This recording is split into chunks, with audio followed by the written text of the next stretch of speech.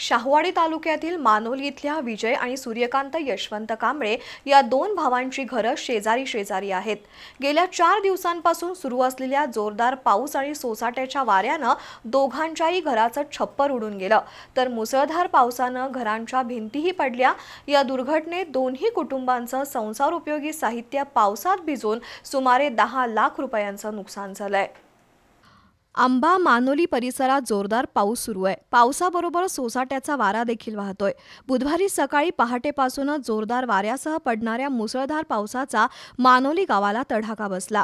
विजय आणि सूर्यकांत या दोन्ही भावांच्या घरावरील पत्रा आणि लोखंडी अँगलचा सांगाडा उडून शेजारील घरावर पडला। दरम्यान नागरिकांनी विजय आणि सूर्यकांत कांबळे यांच्या कुटुंबातील लहान मुलांसह सर्वांना वेळीच बाहेर काढलं।